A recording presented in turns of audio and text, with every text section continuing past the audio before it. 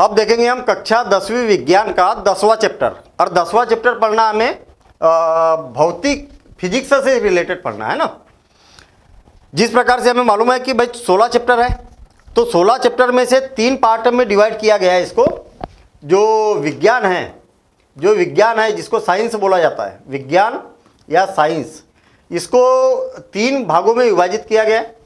एक तो पहला पार्ट है केमिस्ट्री, क्या है केमिस्ट्री, और दूसरा पार्ट बनता है इसका फिजिक्स, और तीसरा पार्ट बन जाता है इसका बायोलॉजी, क्या है बायोलॉजी। कहने का मतलब विज्ञान को 3 भागों में डिवाइड किया गया है। जैसा केमिस्ट्री मतलब रसायन विज्ञान, क्या है रसायन विज्ञान, और दूसरा पार्ट फिजिक्स का मतलब भौतिकी बोल सकते हैं हम इसको, है ना भौतिकी, और तीसरा पार्ट है जीव विज्ञान, बायोलॉजी, यानी कि जीव विज्ञान, यानी जीवों के बारे में इसमें पढ़ना होता है। ये बातें सारी हम जानते ही हैं, 9th क्लास में भी इसी प्रकार से था। टोटल विज्ञान में 16 चैप्टर है, और 16 चैप्टर में से जो फिजिक्स के चैप्टर पढ़ना है, हमें 5 चैप्टर पढ़ना है। कितने? 5। कौन से? 10वां, 11वां, 12वां, 13वां और 14, है ना, 10, 11, 12, 13 और 14। तो ये 5 चैप्टर मिला के अपना फिजिक्स बनेगा, और फिजिक्स में हम कंटिन्यूअस अब यहाँ से स्टार्ट करते हैं, ठीक है ना। और आप अगर विज्ञान की बात करेंगे तो आपको ये तीनों पार्ट उसके अंदर मिलेंगे। अच्छा, कुछ पर्यावरण से भी संबंधित है ना, पर्यावरण के भी कुछ चैप्टर यहाँ पर आपको देखने को मिलेंगे 16 चैप्टर में से। तो फिजिक्स के हम यहाँ पर चैप्टर पढ़ रहे हैं।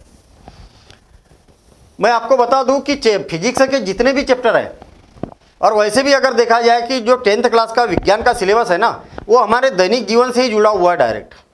मतलब कहने का मतलब कोई भी चैप्टर उठा लो आप, तो हमारे दैनिक जीवन में जो अनुप्रयोग है वो आपको 10th के पूरे साइंस में आपको देखने को मिलते हैं। और ख़ास करके अगर हम फिजिक्स की बात करें तो फिजिक्स का ये भी चैप्टर देखिए अब दैनिक जीवन से कैसा जुड़ा हुआ है। देखिए प्रकाश का नाम सुना है क्या आपने? अरे भाई, इसके बिना तो काम ही नहीं चलता ना।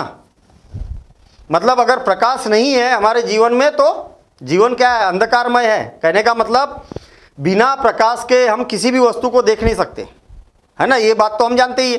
कहीं पर अगर मान लिया जाए प्रकाश नहीं है और हमें वो वस्तु देखना, अंधेरे में वस्तु है, तो हम मोबाइल का टार्च जला लेते या कोई लाइट चालू कर लेते या किसी न किसी प्रकार का किसी न किसी स्रोत से उस वस्तु पर प्रकाश करते, तब वो हमें वस्तु दिखाई देने लगती है, ठीक है ना। तो प्रकाश की बेहद हमें आवश्यकता होती है। कहने का मतलब अगर हम प्रकाश की बात करें तो अलग अलग स्रोत हो सकते हैं प्रकाश के। प्राकृतिक भी हो सकता है और अप्राकृतिक भी हो सकता है। भाई अगर हम दिन के समय में देखते हैं तो दिन के समय में हमें प्रकाश प्राप्त होता है, कहाँ से प्राप्त होता है? सूर्य से प्राप्त होता है ना। तो सूर्य कैसा है? प्राकृतिक है ना। क्यों? प्राकृतिक है। प्राकृतिक कैसे हुआ? वो प्रकृति के द्वारा है। सूर्य से प्रकाश प्राप्त करने के लिए हमें सूर्य में डीजल, पेट्रोल या कुछ कोयला वगैरह या ऐसे किसी चीज को डालने की जरूरत होती क्या? नहीं, वो ऑटोमेटिक हमें प्रकाश प्राप्त होता है। और वहाँ पर जो भी क्रियाएं होती है, रासायनिक भौतिक क्रियाएं जो भी होती है, वो बातें अलग है। हम तो यहाँ पर ये बोल रहे हैं कि वहाँ से हमें सूर्य का प्रकाश प्राप्त होता है। तो प्राकृतिक स्रोत सूर्य बोल सकते हैं हम। और क्या है प्राकृतिक स्रोत? चंद्रमा भी है। सबसे बड़ा मेन महत्वपूर्ण स्रोत तो यही है। कौन? सूर्य। चंद्रमा और जो तारे हैं ना, तारे हमें टिमटिमाते दिखाई दे रहे हैं, तो तारे और चंद्रमा क्या करते हैं? ये भी खुद सूर्य पर निर्भर करते हैं। कैसे? सूर्य के द्वारा जो उत्सर्जित प्रकाश है वो चंद्रमा और तारे ग्रहण कर लेते हैं और ये खुद उत्सर्जित करने लगते हैं। मतलब फिर धीरे धीरे कुछ उत्सर्जित करने लगते हैं और वो प्रकाश हमें रात्रि के समय में आभास होता है कि हाँ, चंद्रमा से हमें प्रकाश प्राप्त हो रहा है। ये खुद उत्सर्जित नहीं करते। सूर्य का जो प्रकाश होता है वो कुछ अवशोषित कर लेते हैं और फिर धीरे धीरे उत्सर्जित करते हैं। इस प्रकार से जो भी क्रिया है वो अलग मैटर है। अच्छा, और प्राकृतिक क्या है? प्राकृतिक प्रकाश कहाँ से प्राप्त होता है? जो कि अच्छा, एक जुगनू का नाम सुना क्या? जुगनू एक प्रकार का एक कीट होता है।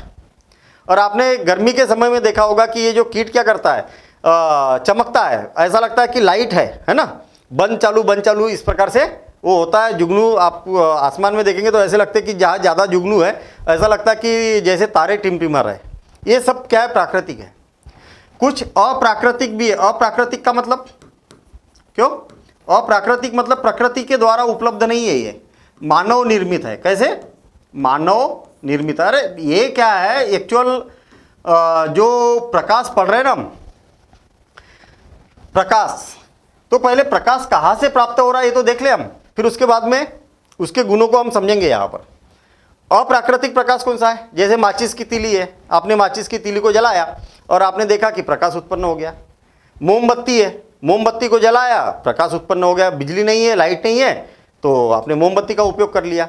सबसे बड़ा स्रोत प्रकाश का अप्राकृतिक रूप से देखा जाए तो बिजली, इलेक्ट्रिक बल्ब, इलेक्ट्रिक, यहाँ पर भी अभी इलेक्ट्रिक बल्ब ही चल रहा है। ये बोर्ड जो चल रहा है वो इलेक्ट्रिक बोर्ड, इलेक्ट्रिक से ही चल रहा है, ये डिजिटल बोर्ड, ठीक है ना। तो बल्ब हो गया, बल्ब कौन सा? विद्युत बल्ब। कौन सा? विद्युत की बात कर रहे हैं हम। अच्छा, टार्च भी तो है, टार्च जो बैटरी से चलता है। टार्च, मोबाइल वाला भी टार्च है भैया, मोबाइल वाले टार्च से भी हम बोल सकते हैं। माचिस की तीली, माचिस की तीली, माचिस है। और क्या है अप्राकृतिक? मोमबत्ती बोल सकते हैं, मोमबत्ती, मोमबत्ती, ये लिस्ट बनी हुई है यहाँ पर। माचिस, अच्छा ये अलाव जो होता है, लकड़ियों को जलाकर भी हम प्रकाश को प्राप्त कर सकते हैं। अलाव, जिसको अलाव बोलते हैं ना, अलाव ठंडी के टाइम में हम जलाते हैं। या खाना भी बनाया जाता है, लकड़ी को जलाकर खाना बनाया जाता है, तो उसके द्वारा भी प्रकाश प्राप्त होता है। अच्छा, प्राकृतिक और है, बारिश के समय में जो बिजली उत्पन्न होती है, बिजली कौन सी? बादल वाली। कौन सी? बादल, बादल वाली बिजली। जब दो बादल आपस में टकराते हैं तो उनके घर्षण के कारण बिजली उत्पन्न होती है, ठीक है ना। तो ये प्राकृतिक स्रोत हो गए, ये अप्राकृतिक हो गए, और भी हम अप्राकृतिक कई सारे स्रोत हमारे पास में हैं। क्वेश्चन यहाँ पर ये उठता है कि भैया आप चाहो तो इसको नोट कर सकते हैं ना, कि प्रकाश के जो स्रोत है वो प्राकृतिक ये है और अप्राकृतिक ये है। चलिए ठीक है, मैं आपको बता दूं कि जो हमें इसके अंदर पढ़ना है ना, भौतिकी के अंदर पढ़ना है, इसके गुणों को पढ़ना है कि भैया प्रकाश के गुण क्या होते हैं, किस प्रकार से प्रकाश चलता है, किस प्रकार से अगर मान लिया जाए समतल पृष्ठ पर पड़ता है तो क्या होता है, कैसे परावर्तित होता है, कैसे अपवर्तन होता है। लेकिन थोड़ी सी प्रकाश की प्रकृति को थोड़ा सा हम जान ले। यहाँ पर मैं यहाँ पर एक उदाहरण ले रहा हूँ, देखिए ध्यान देना इधर। मान लिया जाए कि हमारे पास में एक कमरा ये है और एक कमरा ये है। ध्यान देना इधर, इस बात पर महत्वपूर्ण बात है। प्रकाश की प्रकृति यहाँ पर जानने का बहुत अच्छा एक उदाहरण मैं यहाँ पर ले रहा हूँ।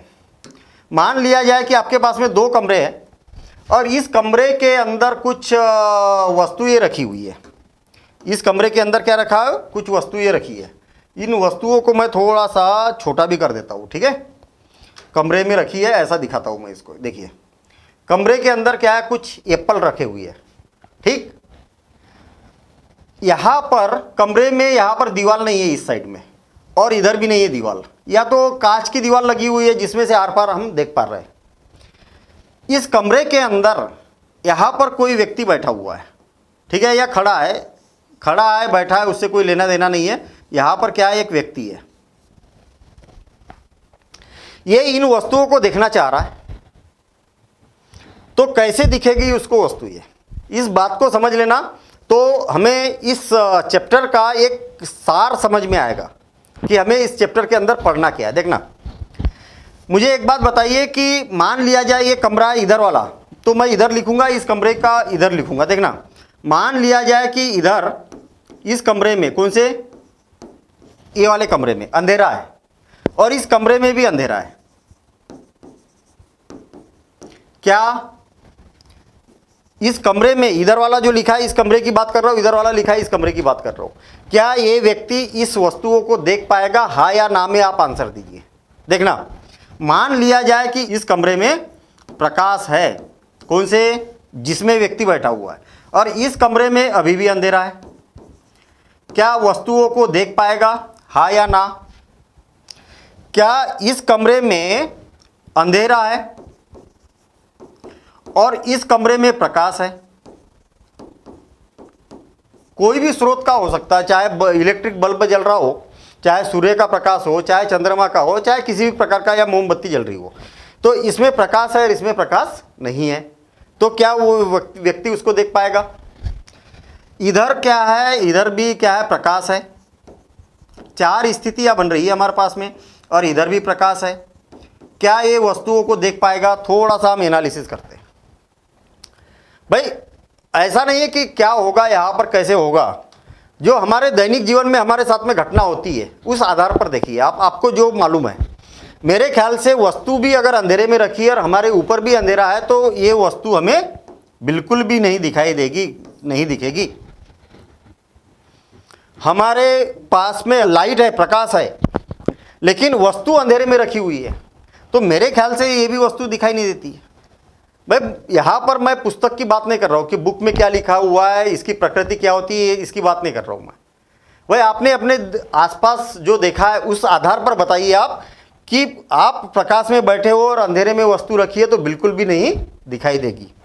हाँ, आपके ऊपर अंधेरा है, आपके कमरे में पूरा अंधेरा है, और वस्तु में अगर प्रकाश है, यहाँ पर ये प्रकाश में रखी है, तो वस्तु बिल्कुल देख पाएंगे हम।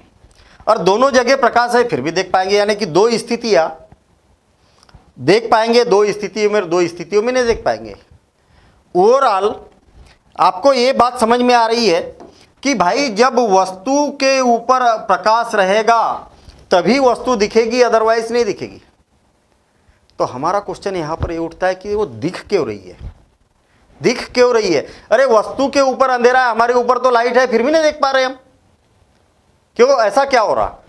तो बड़ा सिंपल सा काम है कि मान लिया जाए कि वस्तु पर कोई प्रकाश किरणें आपतित हो रही है। ध्यान देना, इधर वस्तु पर कोई प्रकाश किरणें आपतित हो रही है, इस प्रकार से वस्तु के ऊपर कोई प्रकाश किरणें आपतित हो रही है, तो वस्तु पर उजाला हो गया, प्रकाश हो गया। वस्तु क्या करेगी? वस्तु से जो प्रकाश किरणें आपतित हुई है ये परावर्तित हो गई, ये किरणें क्या हो गई? प्रकाश क्या परावर्तित हो गया, और परावर्तन के पश्चात हमारी आंखों पर गिर गया, आंखों तक प्रकाश पहुंच गया, तब ये वस्तु हमें दिखाई देगी। ये होता है इसका वस्तुओं का दिखने का कारण, ठीक है ना? तो देखिए ये आया यहां पर प्रकाश, और प्रकाश वापस इधर आ गया, तो ये क्या हो गया? परावर्तन हो गया। कई बार क्या होता है कि प्रकाश आया और सीधा उधर निकल गया, तो ये क्या होता है? अपवर्तन होता है। तो ये बात समझ में आई क्या? वस्तुओं को देखने के लिए हमें केवल प्रकाश की आवश्यकता होती है और स्वस्थ आँख की भी आवश्यकता होती है। अब अगर आप बोलोगे कि सर सारी चीज़ें तो ठीक है, अगर ये व्यक्ति ही अंधा है तो फिर कहाँ से दिखेगी? तो भाई 2 चीज़ों की आवश्यकता होती है, एक तो प्रकाश की आवश्यकता होती है और स्वस्थ आँखों की आवश्यकता। स्वस्थ आँखों का मतलब देख पाओ आप, ठीक है ना? चलिए थोड़ा सा यहाँ पर प्रकाश, अच्छा मैं आपको बता दूं कि यहाँ नोट करने की ज़रूरत नहीं है, ये सारी चीज़ें आपको नोट्स प्रॉपर तरीके से अभी इसकी परिभाषा है सारी लिखी मिलेगी अभी आपको, हम समझते भी जाएंगे और आपके नोट्स से भी बनते जाएंगे, ठीक है ना? और ऑलरेडी नोट्स टीस्टेक की ऐप पर उपलब्ध है, वहाँ से भी आप अपने नोट्स प्राप्त कर सकते हैं, ठीक है ना? पूरा कंप्लीट नोट्स है, उसमें असाइनमेंट है, इंपॉर्टेंट क्वेश्चन है, सब कुछ वहाँ पर आपको उपलब्ध हो रहा है, ठीक है? मतलब आपको मेरे ख्याल से और किसी सोर्स की ज़रूरत नहीं है, सब कुछ टीस्टेक ऐप पर उपलब्ध है, आप वहाँ से अपनी पूरी तैयारी कर सकते हैं। आप ध्यान देना, इधर परावर्तन अपवर्तन की बात कर रहे हैं हम, थोड़ा सा इस बात को समझ लें। क्या आपको नहीं लगता कि परावर्तन शब्द का उपयोग हमने हमारे जीवन में कई बार किया है? कहाँ किया है? मान लिया जाए कि मेरे पास में ये बॉल है, ठीक है, मैंने क्या किया? इस बॉल को लिया और दीवार पर, मजबूत दीवार पर मार दिया, ऐसा जोर से मार दिया, क्या करेगी दीवार? बॉल को वापस कर देगी। कहने का मतलब दीवार को जब मारा तो क्या दीवार को तोड़ के तो बाहर नहीं निकलेगी, इतनी मजबूत नहीं है और दीवार मजबूत ज़्यादा है, तो बॉल मेरे पास इधर वापस आ जाएगी। क्या किया दीवार ने? इस बॉल को वापस कर दिया, परावर्तित कर दिया। अरे जैसा नाम हो ऐसे ही काम, परावर्तन मतलब जिधर से गई उधर वापस आ गई। और अपवर्तन का मतलब क्या हो गया? ये बॉल को मैंने मारा और मजबूत बॉल है, लोहे की बॉल है, और इधर क्या है? कांच लगा हुआ है, शीशा लगा हुआ है, जोर से मारा और शीशा तोड़ के आर पार निकल गई वो बॉल। क्या हुआ? अपवर्तन हो गया। अपवर्तन मतलब उधर चली गई। एग्जैक्ट सेम इसी प्रकार से हमारे पास में प्रकाश की भी कुछ प्रकृति होती है। कैसी प्रकृति होती है भाई? प्रकाश क्या है, आपके घर में खिड़कियां लगी हुई है, खिड़कियों में क्या लगा हुआ? कांच लगा हुआ है। बाहर सूर्य का प्रकाश क्या होता है? कांच में से अंदर आ जाता है। इसका मतलब क्या है? प्रकाश का अपवर्तन हो गया, घर में उजाला आ गया। दीवार लगी हुई है, दीवार क्या कर रही है? प्रकाश को रोक दे रही है, दीवार के आर पार नहीं आ पा रहा, मतलब दीवार से परावर्तित हो गया, उधर वापस चला गया। ठीक है ना? तो इस चैप्टर के अंदर हमें क्या पढ़ना है? परावर्तन और अपवर्तन की। पहले तो उसकी बात करते, फिर एक एक करके हम चैप्टर को आगे बढ़ेंगे। पूरे चैप्टर की बात कर रहा हूं मैं, सिर्फ क्या बातें हमें पढ़ना है यहां पर मैं उसकी लिस्ट बना रहा हूं। देखना, सबसे पहले तो हम पढ़ेंगे दर्पण। कौन सा दर्पण भाई? दर्पण। कौन से दर्पण की बात कर रहे हैं हम? जिस दर्पण में आप रोज चेहरा देखते हैं उसकी बात कर रहे हैं। कौन सा? समतल दर्पण। कौन सा? समतल दर्पण। समतल दर्पण अभी मैं दिखाऊंगा। अभी समतल दर्पण, दर्पण तो ऊपर लिखा ही है समतल। इसके बाद में मैं अवतल पढ़ेंगे हम। क्या पढ़ेंगे? अवतल। कौन सा? दर्पण की बात में अवतल दर्पण। उसके बाद में पढ़ेंगे उत्तल, उत्तल दर्पण। तो ये 3 दर्पण के बारे में हमें पढ़ना है। ठीक? अच्छा, इसके बाद हम पढ़ेंगे कांच का स्लेब। क्या पढ़ेंगे? कांच का स्लेब। कांच का स्लेब, इसके बारे में पढ़ेंगे। कांच का स्लेब क्या होता है? अरे गत्ता, कांच का गत्ता, ये रखा हुआ है मेरे पास। इसको मैं अभी बताऊंगा किस प्रकार से होता है। मोटा सा कांच है ना, मोटा कांच है, उसको काट दिया आपने, चौकोर बना दिया, उस कांच के गत्ते की बात कर रहे हैं। इसके बाद में पढ़ना है आपको लेंस। क्या पढ़ना है? लेंस। लेंस क्या होता है? कौन सी लेंस पढ़ना है? तो हमें मुख्यतः 2 प्रकार के लेंस पढ़ना है। कौन से? पहला तो लेंस पढ़ना है अवतल लेंस, अवतल लेंस, और फिर दूसरा पढ़ना है उत्तल लेंस। बस इतनी बातें पढ़ना है आपको पूरे चैप्टर के अंदर। ठीक? ये सारी बातों के साथ में प्रकाश की एक्टिविटी देखना है आपने को, कि अवतल लेंस के लिए या उत्तल लेंस के साथ में प्रकाश क्या क्या एक्टिविटी करता है। दर्पण में समतल दर्पण हो गया, अवतल दर्पण हो गया, उत्तल दर्पण हो गया, इसकी प्रकृति क्या होती है। मुझे एक बात बताओ, इनकी सबकी जरूरत पड़ती है हमारे दैनिक जीवन में, तो इसके गुणों को जानना तो बहुत जरूरी है ना। मजा आने वाला है ना कि भैया प्रकाश की भी जरूरत है और इनकी सबकी जरूरत है। देखिए ना, आपने देखा अवतल लेंस और उत्तल लेंस, चश्मे जो होते हैं ना, जिनको कम दिखाई देता है, ज़्यादा बुजुर्ग हो या कम उम्र में भी कई लोग ऐसे होते हैं कि जिनको कम दिखाई देता, तो उनको चश्मे लगाने की आवश्यकता होती है। किसी को दूर का कम दिखाई देता, किसी को पास का कम दिखाई देता। तो उत्तल लेंस और अवतल लेंस लगे होते चश्मे में, तो हमारे काम की चीज़ है कि इसमें होता क्या है, कैसे कैसे काम करता है। तो ये हो गया। अच्छा, समतल दर्पण हम रोज चेहरा देखते हैं उसमें।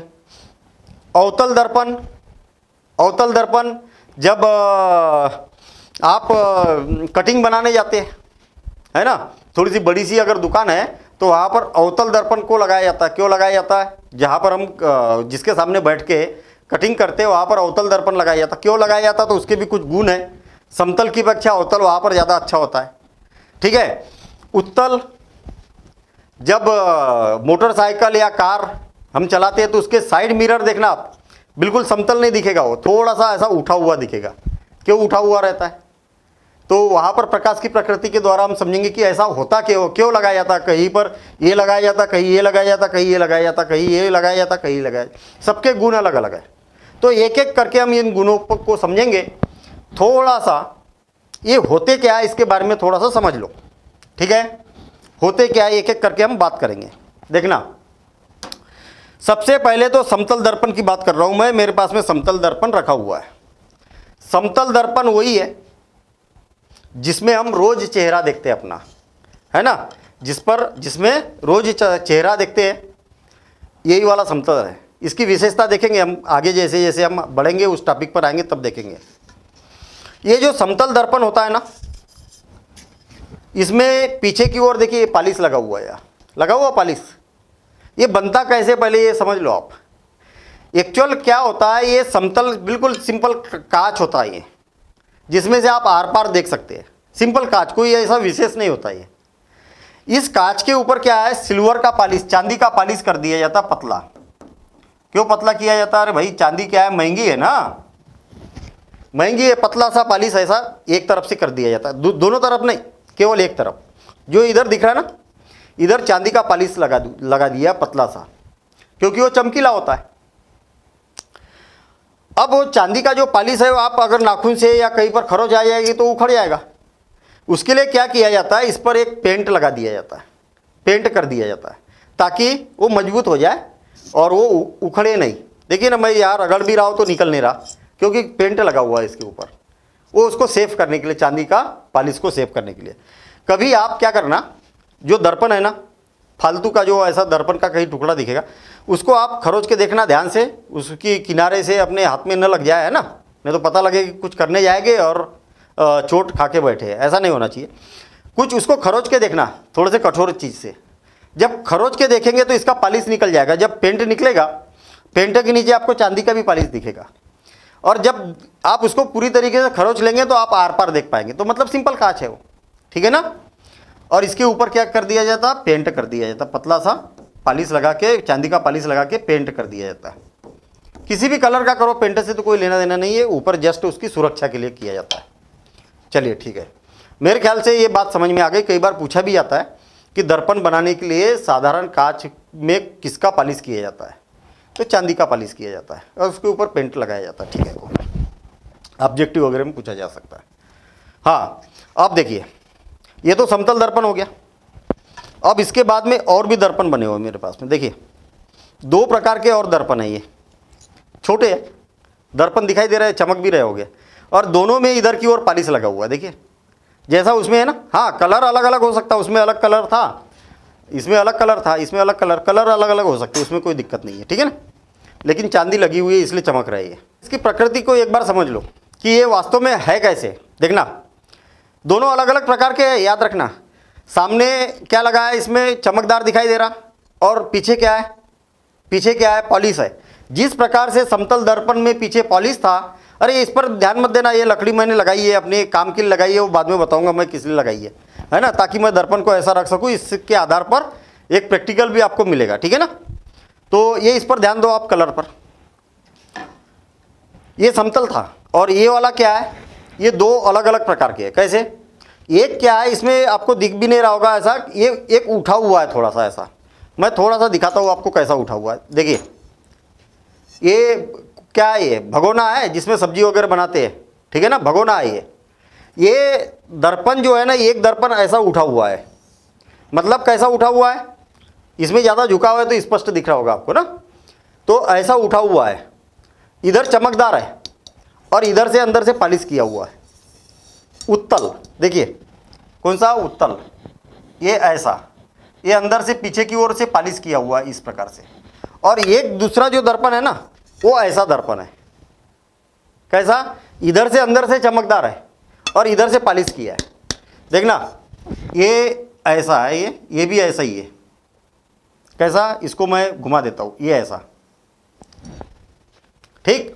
और इसमें क्या हो रहा, इसमें क्या हो रहा, इसमें जो पॉलिश किया है वो इधर से किया हुआ है। ये जो मैं लाइन बना रहा हूँ ना, ये याद रखना, ये जो लाइन बना रहा हूँ तो इससे पता चलता कि ये पॉलिश किया हुआ है, उसके लिए लाइन है। और समतल दर्पण कैसा है, बिल्कुल सीधा सीधा, कैसा, सीधा सीधा एकदम, इस प्रकार का समतल दर्पण है। तो तीनों दर्पण की विशेषता समझ में आ गई भाई। अगर मान लिया जाए आपके पास में एक गोला है, देखना ये बनाने का तरीका, उसको अब डिटेल में अपन समझेंगे आगे चल के, लेकिन पूरे अध्याय का एक सारांश हम समझ लेते कि भैया ये पूरा जो अध्याय पढ़ना है, हमें पूरे अध्याय के अंदर पढ़ना क्या क्या है। नोट करने की जरूरत नहीं है, आप इतना कर सकते हो कि हाँ ये सही है ना भैया, दर्पण में ये पढ़ना है, कांच का स्लिप पढ़ना है और लेंस में ये दो चीज़ें पढ़ना है अपने को। अब देखना, मेरे पास में एक गोला है, ये तो बॉल है, रबर की है। आप ऐसा करिए, इसको मान लीजिए कि ये कांच की बॉल है और अंदर से खोखली है ये, ठीक है ना। अंदर से ये कांच की बॉल है, अंदर से खोखली है, आर पार इसमें से दिखाई दे रहा। थोड़ी सी कल्पना कीजिए, मेरे पास में जो बॉल है, मैंने इस बॉल को क्या कर दिया, बीच में से काट दिया, बीच में से काट दिया। तो इस प्रकार के दो टुकड़े मिले आपके पास। आ गई बात समझ में? आपने क्या किया, एक टुकड़े में बाहर से चांदी का पॉलिश कर दिया और उसके ऊपर पेंट कर दिया, तो इधर से तो ये इस प्रकार का बन गया ना, और दूसरे तरफ से क्या बन गया, ऐसा बन गया, चमकदार चमकदार बन गया, दर्पण बन गया इस प्रकार का।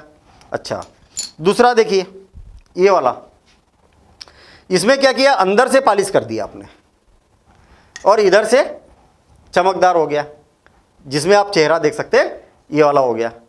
आई बात समझ में? इसमें क्या कर सकते हैं आप, चेहरा देख सकते हैं ऐसा, ये इस प्रकार से, ठीक। हाँ, तो ये दोनों समझ में आ गए। दर्पण अगर अंदर से पॉलिश करेंगे, इधर से चमकदार रहेगा, तो उत्तल, उत्तल देखिए, उत्तल, मैं बड़ा कंफ्यूज हो जाता था, उत्तल कौन सा है, उत्तल कौन सा है, नाम भूल जाता था इसका। मैं इसको ऐसा याद रखता हूँ, देखिए ये दर्पण है, अगर आपने अंदर से पॉलिश कर दिया ना इधर से, तो इसको उत्तल बोलेंगे।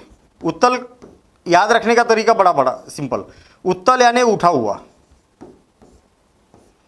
देखिए ना, ये ऊपर से ऐसा उठा हुआ है, उत्तल। तो फिर अवतल कौन सा हुआ, अरे जो दबा हुआ है, इसके अलावा दूसरा जो है वो दबा हुआ है। बिल्कुल आसान काम है याद रखना, मैंने ऐसे ही याद रखा था इसको, आप भी ऐसे ही याद रखो, ठीक है। अच्छा, अब देखना कांच का स्लेब क्या होता है। कांच का स्लेब, मेरे पास में कांच का स्लेब है, ये कांच का स्लेब है, ठीक है। कांच का स्लेब मतलब मोटा कांच, मोटा कांच, देखिए कितना मोटा है ये, समझ में आ गया ना, गुटका, कांच का गुटका, ठीक। मोटा कांच है और उसको काट दिया, बस इतनी सी बात है, इसमें कोई पेंट वेंट नहीं किया, और इसमें से आप आर पार देख सकते हैं, मैं देख पा रहा हूँ, देखिए आप, मैं भी दिख रहा होगा आपको, है ना। ये कांच का स्लेब है ये। इसके बाद में ये दो लेंस है भैया, ये बड़े मज़ेदार काम है। यहाँ पर दो लेंस है मेरे पास, और दोनों लेंसों की अलग अलग विशेषता है इसमें, ठीक है। इसमें से भी मैं देख पा रहा हूँ आर पार, और इसमें से भी मैं आर पार देख पा रहा हूँ, ठीक है। लेकिन बड़ी समस्या है, अलग प्रकार, इसमें से अलग प्रकार से दिख रहा है और इसमें से अलग प्रकार से दिख रहा है, ठीक है। दोनों की प्रकृति अलग है। ये है कैसे देखना, मैंने क्या किए, दो गोले लिए इस प्रकार से, समझ लो आप इसको, दो गोले, और दोनों गोले में क्या किया मैंने, एक गोले को इधर से काट दिया इतना ऐसा, ठीक है, और इस गोले को भी इधर से काट दिया। तो आप कल्पना करो कि आपके पास में क्या बचा, ये वाला भाग बचा, ये वाला भाग बचा, ये वाला ऐसा भाग बचा, इसमें कोई पॉलिश नहीं है। ये वाला भाग का मतलब ये वाला है वो, ये जो लेंस है ना, इस लेंस में क्या है, बीच में से मोटा है ये, बस ये वृत्ताकार जरूर दिख रहा है आपको, बीच में से क्या मोटा है और किनारे से पतला, धीरे धीरे धीरे किनारे क्या हो गई, इसकी पतली हो गई, ये ऐसा, बीच में से मोटा और धीरे धीरे इधर भी पतला और इधर भी पतला, ठीक है ना, अपनी आँख के जैसा, ठीक। आँख बनाते ना, मैं ऐसी तो बनाते आँख, है ना, ये ऐसी आँख बनाते ना, और इस प्रकार से आँख को प्रदर्शित करते, तो सेम ऐसा ये बना हुआ है। अच्छा, और दूसरा जो है ये वाला, ये थोड़ा सा अलग है।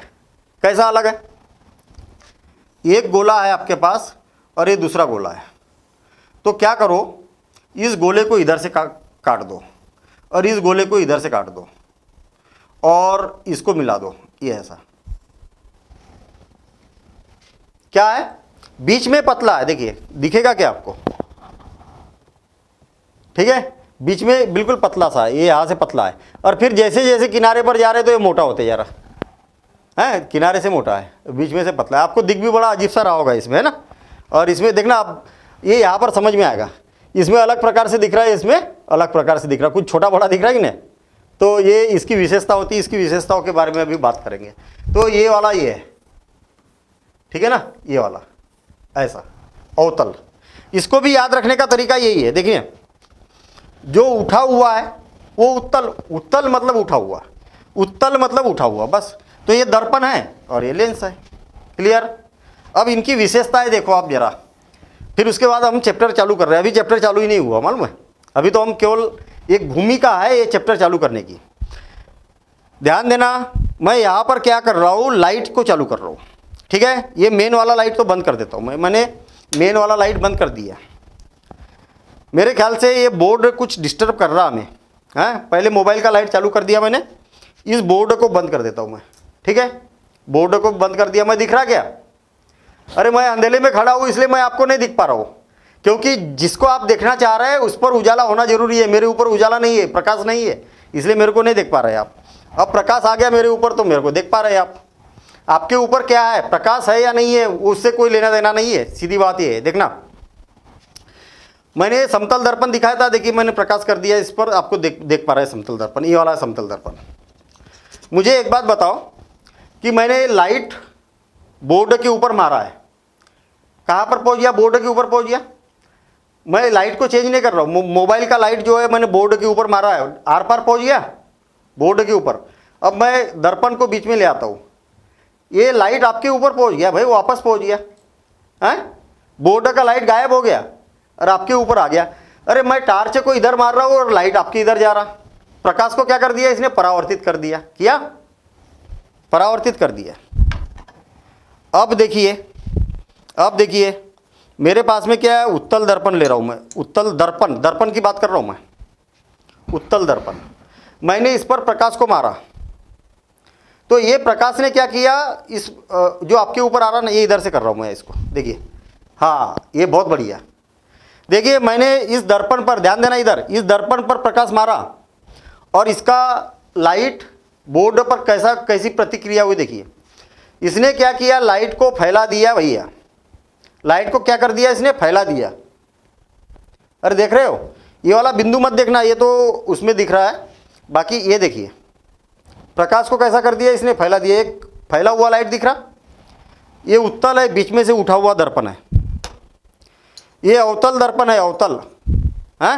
इस पर मैं लाइट मार रहा हूँ, देखना लाइट मार रहा हूँ।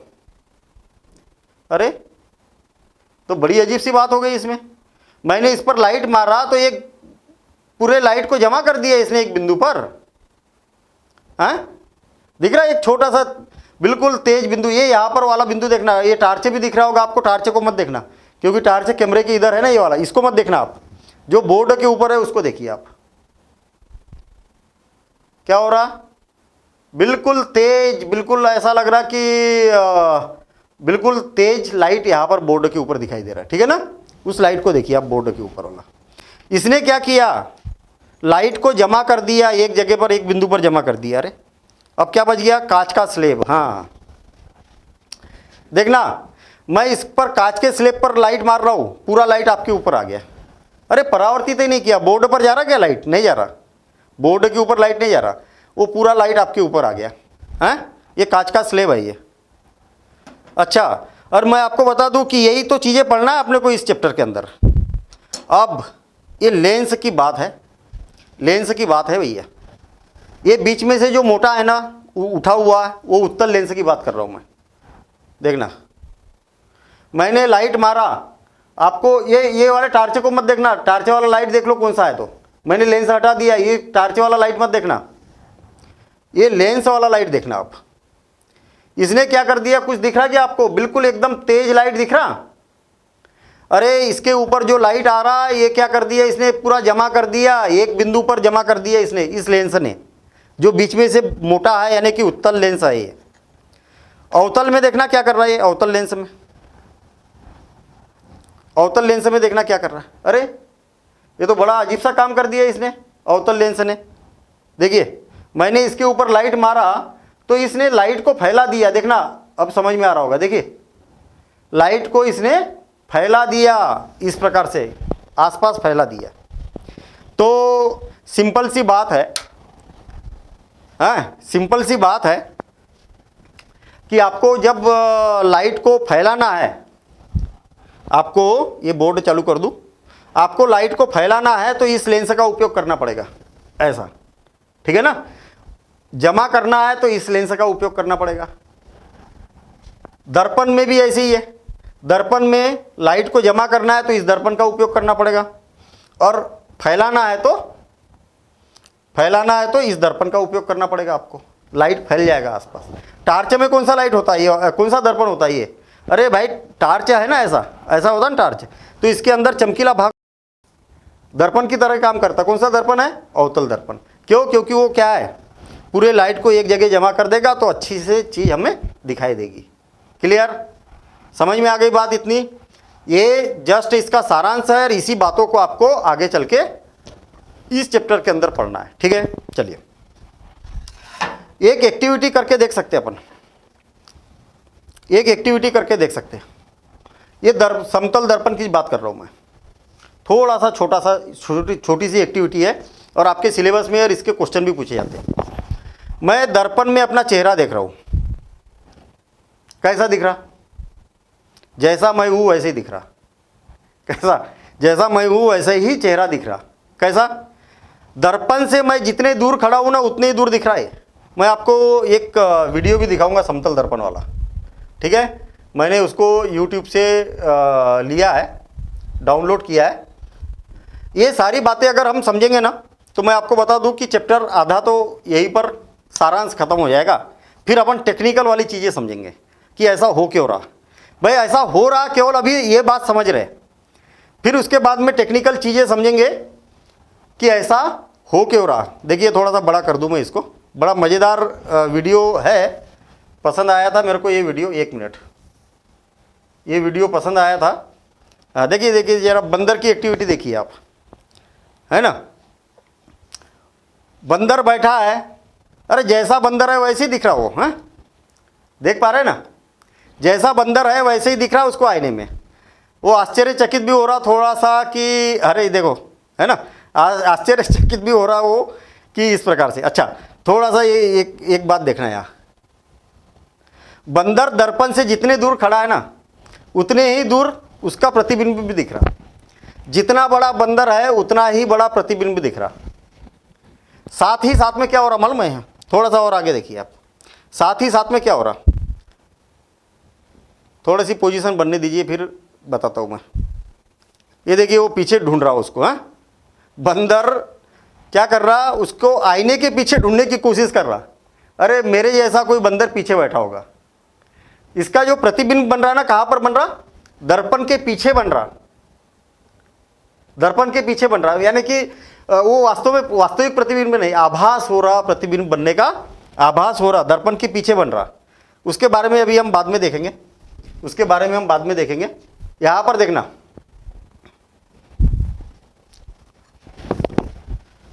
इसमें से ये जो दर्पण है ना, इसमें मैं कौन सा बीच में से जो उठा हुआ है, इसमें मैं अपना चेहरा देख रहा हूं।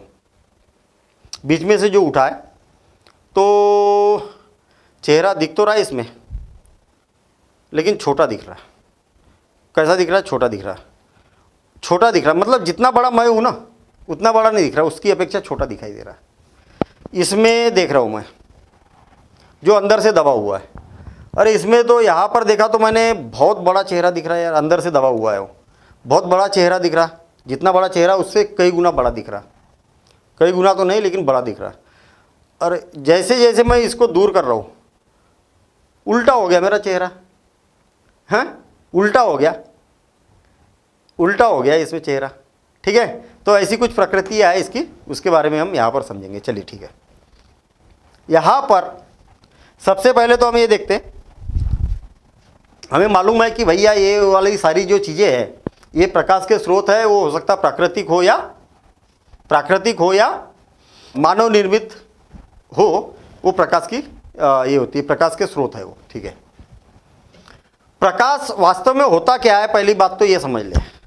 तो प्रकाश एक ऊर्जा का रूप है। देखिए ऊर्जा का वह रूप जो वस्तुओं को देखने में सहायता करता है, प्रकाश कहलाता है। ये वाली बात तो हमें समझ में आ गई, जो वस्तुओं को देखने में सहायता करता है प्रकाश कहलाता है, ये बात तो समझ में आ गई। लेकिन ये ऊर्जा का रूप है, ये क्या मतलब है भाई? हाँ प्रकाश ऊर्जा क्यों बोल दिया इसको? कैसे, किस प्रकार से ऊर्जा है? कैसे बता सकते हैं आप कि ये ऊर्जा है? ये देखिए मुझे एक बात बताइए, सूर्य से जो प्रकाश आया किसी वस्तु पर पड़ा, वो वस्तु गर्म हो जाएगी कि नहीं हुई? गर्म हुई ना, तो उसको ऊर्जा मिली तब तो गर्म हुई। उसने अपनी प्रकृति में कुछ बदला कि नहीं, उसका जो तापमान था उसमें बदल दिया। ठीक है ना। और कैसे बोल सकते हैं गर्म हो गई? पानी था, पानी गर्मी पड़ने लगी, पानी वाष्पीकृत हो गया। अरे पानी को वाष्पीकृत कर दिया भाई प्रकाश ने, प्रकाश ही तो था वो, तो एक वाष्पीकृत करके ऊपर चला गया। तो उसने उसकी प्रकृति को बदल दिया, यानी कि ये क्या है, ऊर्जा का रूप है। सीधी सीधी बात हम यह बोल सकते हैं। अगर आपसे प्रकाश की परिभाषा पूछी जाए तो आपको तो पहली बात तो ये बताना है, वैसे भी प्रकाश से, सूर्य से हमें विटामिन डी वगैरह मिलता है, ये सारी चीज़ें तो ऊर्जा तो मिलती है ना हमें। तो प्रकाश ऊर्जा का वह रूप है, कई प्रकार की ऊर्जा होती है जिसमें से एक रूप प्रकाश भी है, जो वस्तुओं को देखने के लिए जिसका उपयोग किया जाता है प्रकाश कहलाता है। क्लियर? सबसे पहला काम तो ये प्रकाश की परिभाषा आप नोट कर लीजिए। आप यहां पर लिख सकते हैं प्रकाश के स्रोत। प्रकाश के स्रोत, प्रकाश के स्रोत। प्रकाश के स्रोत क्या होते हैं? एक तो होता है पहला प्राकृतिक, प्राकृतिक, और दूसरा होता है अप्राकृतिक। अप्राकृतिक, अब यहां से आपके नोट्स बनना चालू हो रहे हैं। अप्राकृतिक, पहले प्रकाश की परिभाषा नोट कर ली और ये हो गया। प्राकृतिक प्रकाश, ऐसा प्रकाश, बताइए परिभाषा आप खुद बना सकते हैं, जो प्रकृति द्वारा प्राप्त होता है, जो जिसका स्रोत, जिसका ऐसा प्रकाश जो प्राकृतिक हो। जैसे कौन? जैसे कौन है? सूर्य है ना। और बताइए, अभी हमने बहुत सारे यहाँ पर स्रोत बताए थे। सूर्य क्या है? सूर्य और चंद्रमा।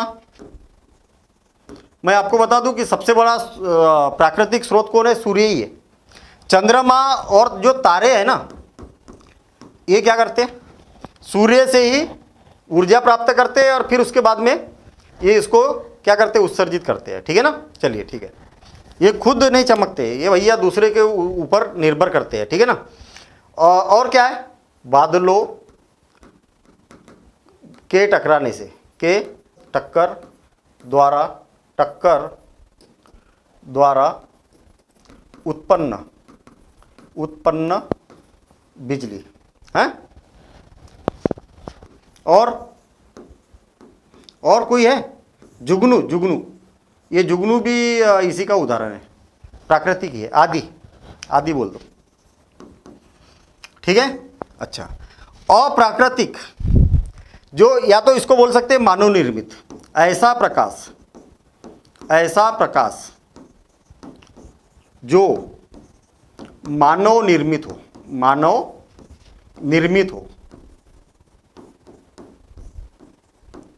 जैसे अलाव मतलब समझ गए ना, लकड़ियों को जलाते ना हम ठंडी में, अलाव जला देते, खाना बनाने के लिए लकड़ी को जलाते, ये हो गया। मोमबत्ती और इलेक्ट्रिक बल्ब, विद्युत बल्ब। विद्युत तो क्या मानव निर्मित है, बल्ब। और क्या है बताइए? अलाव हो गया, मोमबत्ती हो गया, विद्युत बल्ब हो गया, टार्च हो गया, हैं? और भी जो भी याद आ रहा है, बहुत उदाहरण हो गए, आदि कर दो ये। काफ़ी है। आजकल तो मोबाइल का टार्च चल रहा है ज़्यादातर, है ना। बढ़िया लाइट भी देता है और मोबाइल भी काम करता है अपना। तो इस प्रकार से प्राकृतिक और अप्राकृतिक स्रोत आप बता सकते हैं। वस्तु ये दो प्रकार की होती है भैया। कैसे? एक तो वस्तुओं के प्रकार।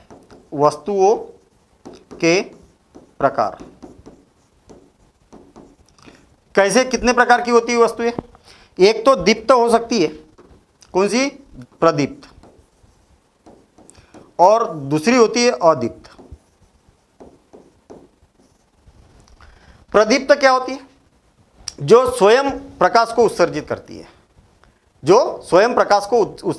है, जैसे ये सारे क्या है? प्रदीप्त है। और अदीप्त किसको बोलेंगे?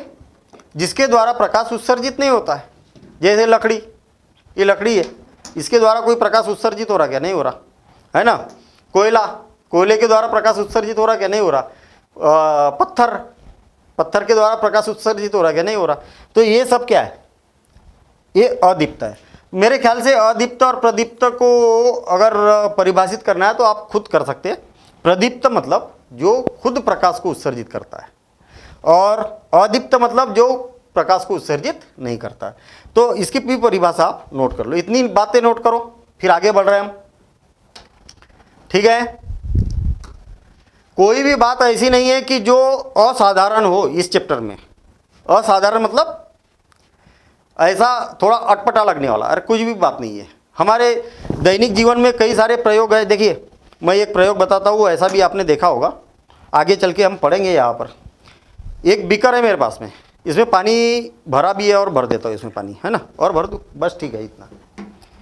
मैं क्या कर रहा हूँ, ये पानी भरा हुआ दिख रहा, ठीक है, ध्यान देना जरा इस पर। मेरे पास में पेन है, ठीक है, मैंने इसको इसके अंदर पेन को डाल दिया। आप थोड़ा सा गौर से देखिए, ऐसा नहीं लग रहा आपको कि ये जहाँ पर पानी भरा हुआ है वहाँ से पेन टूटा हुआ है? लग रहा क्या?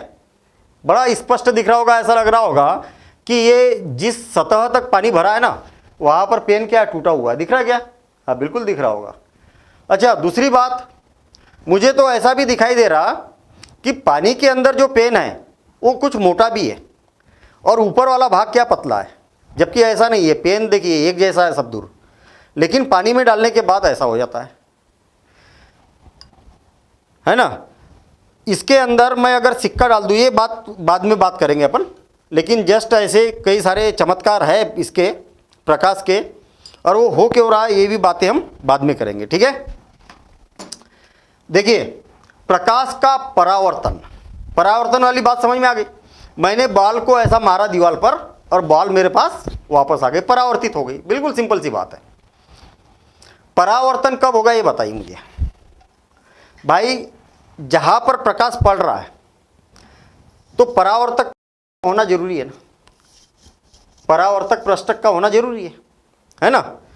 तो कैसे होगा, इस पर प्रकाश आया तो वापस कर देगा उसको, आर पार नहीं जान देगा, ये वापस कर देगा। प्रकाश आया वापस हो गया। तो ये होता कैसे है इस बात को हम समझते हैं। यहाँ पर देखना, मेरे पास में क्या है, एक दर्पण है। क्या है, एक दर्पण है। दर्पण जैसा तो दिख नहीं रहा है, क्या दिख रहा, क्या दर्पण जैसा नहीं दिख रहा, ये तो कांच जैसा दिख रहा भैया, कुछ आर पार दिखाई दे रहा है। तो दर्पण जैसा बनाते हैं। दर्पण की एक विशेषता क्या होती है, एक तरफ चमकीला होता है और दूसरे तरफ पालिश होता है। विज्ञान में जिधर पालिश होता है उसके उधर ऐसी लाइनें खींच दी जाती है, जिधर पालिश कर दिया जाता ना उधर की ओर, जिससे आपको पता, जब भी आपको ऐसा दिखेगा ना तो आप समझ जाना, नहीं भी बोला जाए आपको तो समझ जाना कि जिधर की ओर ये जो लाइनें खींची है उस पृष्ठ की ओर पालिश है, और जिधर लाइन ही नहीं खींचे उधर चमकदार है। बस इतनी बात याद रखना। हमारे पास में क्या है, एक दर्पण है, लिख भी देता हूं मैं, ये क्या है, दर्पण है। कौन सा, समतल, समतल दर्पण। और इस बात को बहुत अच्छे से समझना आप। मैं क्या करता हूं, इस पर टार्च से लाइट डालता हूं दर्पण पर, तो लाइट को क्या करेगा, वो परावर्तित कर देगा। तो ऐसा नहीं इधर उधर किधर भी भगाएगा लाइट को, कुछ नियम से करेगा वो परावर्तन, ठीक है ना, जिसको परावर्तन का नियम बोला जाता है। प्रकाश का परावर्तन और फिर परावर्तन का नियम बोला जाता है। ये इधर से टार्च डला इस पर और इधर प्रकाश किरणें जा रही है इसकी, ठीक। अरे टार्च से 3 ही किरणें आ रही क्या, अरे कई किरणें आएगी भाई, कई किरणें आएगी, लेकिन हम समझने के लिए अभी ये बोल रहा है, समझने के लिए ये बोल रहा है कि इस प्रकार से कुछ किरणें आएगी और इस प्रकार से जाएगी, अनंत किरणें आएगी, ठीक है। यदि मान लिया जाए कि इस पर कोई प्रकाश किरण आई, एक किरण को समझ लेते हैं हम। अरे ऐसी तो कई सारी किरणें आएंगी लेकिन एक किरण को समझते हैं। कैसी, इस प्रकार से तीर का भी चिन्ह दिखा देता हूं मैं कि इधर से आ रही है ये, तो परावर्तित होगी, परावर्तित होगी, और परावर्तन के पश्चात इस प्रकार से कुछ ऐसी चली जाएगी, और इधर जा रही तो इधर भी तीर का चिन्ह लगा दो ऐसा, ठीक। जिस बिंदु पर यह आपतित हुई है, आपतित हुई है, अरे ये प्रकाश किरण इस पर आपतित हुई है, किस पर, इस बिंदु पर आपतित हुई है, बिंदु पर आपतित हुई है, तो इसीलिए इसको आपतन बिंदु बोलते हैं। क्या बोल देंगे, जैसा नाम हो वैसे ही काम, आपतन बिंदु, आपतन बिंदु। जहां पर आई और वहां से परावर्तित हुई तो वो बिंदु है, जो जिसको क्या बोलेंगे, आपतन बिंदु बोलेंगे। हम क्या करते, दर्पण से आपतन बिंदु पर एक लंब डाल देते। लंब मतलब समझते हो क्यों? लंब का मतलब क्या होता है? लंब का मतलब होता है 90 अंश का कोण। देखिए एक रेखाखंड है, दूसरा रेखाखंड है, तो इनके बीच में 90 अंश का कोण। एक मैं लंब खींच देता हूं। कहां पर खींचना है? जहां पर आपतन बिंदु है वहां पर। तो इसको बोला जाता है लंब। लंब क्या बोला जाता है? लंब, या अभिलंब भी बोलते हैं इसको, अभिलंब। तो वही बात हो गई ना, अगर दो रेखाएं एक दूसरे पर 90 अंश का कोण बनाती है तो दोनों क्या होती है? लंबवत होती है या अभिलंब होती है। ये वाली रेखा इस पर अभिलंब है, तो इसको क्या बोलेंगे? अभिलंब बोलेंगे। इस रेखा को अभिलंब। अच्छा, मैं आपको बता दूं कि ये काल्पनिक है, काल्पनिक। ऐसा नहीं कि मैंने इस पर टार्च जलाया तो कोई अभिलंब बन गया, ऐसा नहीं। टार्च जलाया तो ये प्रकाश आ रहा और ये परावर्तित हुआ, तो ये काल्पनिक है कि मान लिया जाए कि यहाँ पर क्या मैंने एक कल्पना की कि एक रेखा इस प्रकार से है। अब ध्यान देना इधर, मुझे एक बात बताओ कि यहाँ पर कोई ना कोई कोण बनेगा कि नहीं दोनों के बीच में? इस अभिलंब के और इसके बीच में बनेगा ना, और इसको बोला जाता आपतन कोण। इंग्लिश में बोला जाता है एंगल ऑफ इंसिडेंट, इसलिए इसको आई से प्रदर्शित किया जाता है। और सेम अभिलंब से इधर की ओर कोई कोण बनेगा तो ये वाला भी कोण बनेगा, इसको बोला जाता है आर से प्रदर्शित किया जाता है, छोटा आर, अंग्रेजी वर्णमाला का। ठीक है ना? मुझे एक बात बताओ कि ये वाला कोण कैसे बना, ये बताओ। आपतित किरण आई तब तो बना। कौन सी किरण? आपतित किरण। तो इस किरण को बोला जाएगा आपतित किरण। अरे आ रही है इसलिए आपतित किरण, और ये जा रही है, परावर्तित हुई है, तो परावर्तित किरण। जैसा नाम वैसा ही काम, परावर्तित किरण। समझ में आ गई बात? ये प्रकाश किरण आने के कारण अभिलंब के साथ में कौन बन रहा? तो आने के कारण बन रहा है, इसलिए आपतन कोण बोलेंगे इसको। आपतन कोण। ठीक। और ये जाने के कारण बन रहा, परावर्तित होने के कारण बन रहा, तो इसको क्या बोलेंगे? परावर्तन कोण। परावर्तन कोण। ये बात समझ में आई क्या? ये समतल दर्पण है, समतल प्लेन, जैसा जिस दर्पण में हम हमारा चेहरा देखते हैं समतल वाला, तो वो वाला दर्पण है ये। यहाँ से प्रकाश किरण आ रही है, जिस बिंदु पर आएगी उसको आपतन बिंदु बोलेंगे, जो आ रही है उसको आपतित किरण बोलेंगे, जो परावर्तित हो रही है उसको परावर्तित किरण बोलेंगे। यहाँ पर जो 90 अंश का कोण हम काल्पनिक रेखा खींचेंगे उसको क्या बोलेंगे? अभिलंब बोलेंगे। ये आपतित किरण और अभिलंब के बीच में आपतन बिंदु पर जो कोण बनेगा वो आपतन कोण बोलेंगे। अभिलंब और परावर्तित किरण के बीच में आपतन बिंदु पर जो कोण बनेगा उसको परावर्तन कोण बोलेंगे। और मेरे ख्याल से जैसा जैसा नाम है वैसा ही इसका काम भी है। तो इस प्रकार से परावर्तन होता है। आई बात समझ में? परावर्तन इस प्रकार से होता है। अच्छा, अब ये इसको नोट कर लो आप, प्रकाश का परावर्तन और परावर्तन का एक तो ये डायग्राम आप नोट कर लो। प्रकाश का परावर्तन किसे बोला जाता है? अभी नोट कर लिया तो कोई बात नहीं, उसके ऊपर एक लाइन में आप ये लिख लो, प्रकाश का किसी चमकदार धरातल से जैसे दर्पण से टकराकर किसी माध्यम में वापस लौटना प्रकाश का परावर्तन कहलाता है। अरे भाई ये दर्पण है, मैंने अभी बताया था ये अवतल दर्पण है क्योंकि अंदर झुका हुआ है। ये उत्तल दर्पण है क्योंकि चमकदार भाग इसमें क्या है? उठा हुआ है। ये समतल दर्पण है, चमकदार भाग क्या है? समतल है इसमें, इसलिए समतल दर्पण है। प्रकाश इधर से आया और वापस हो गया भैया, तो इसी को तो परावर्तन बोलते हैं। इसमें प्रकाश आया, आपतित हुआ और इधर परावर्तित हो गया, परावर्तन के बाद उसी वापस में आ गया। यहां पर प्रकाश आया और यहां से परावर्तित हो गया, ठीक है ना। तो ये परावर्तन काय में होगा? दर्पण में होगा, चमकदार सतह से होगा, चाहे वो ऐसा हो, चाहे ऐसा हो, चाहे ऐसा दर्पण हो, कोई भी दर्पण हो। समतल भी हो सकता है, हाँ, समतल भी हो सकता है, अवतल भी हो सकता है, अवतल दर्पण भी हो सकता है, और उत्तल दर्पण भी हो सकता है। तीनों में से कोई भी दर्पण हो सकता है, या कोई खुरदुरी जगह भी हो सकती है जहां से परावर्तित हो जाए प्रकाश। तो आप इस बात को नोट कर लो, ये डायग्राम बनाने की जरूरत नहीं है, डायग्राम जस्ट हमने इसको नोट कर लो, और पिछला वाला इतनी बात नोट कर लो, ये वाला छोड़ो, इसको मत करना, जो मैंने बनाया इस बात को नोट करो। और मुझे ऐसा लग रहा कि मैं अगर आपसे परिभाषा पूछूं तो जितनी भी बातें लिखी है मैं सारी परिभाषा आप लोग बता सकते हैं। कैसे? आपतित किरण किसको बोलेंगे? जो प्रकाश, उत्सर्जित प्रकाश किसी दर्पण पर आता है तो उस प्रकाश किरण को क्या बोलेंगे? आपतित किरण बोलेंगे। अच्छा, परावर्तित किरण किसको बोलेंगे? जब परावर्तक पृष्ठ से प्रकाश क्या होता है, किसी माध्यम में परावर्तित हो जाता है, उस किरण को परावर्तित किरण बोलेंगे। बस सिंपल सी बात, जैसा नाम वैसे ही काम। आपतन बिंदु किसको बोलेंगे?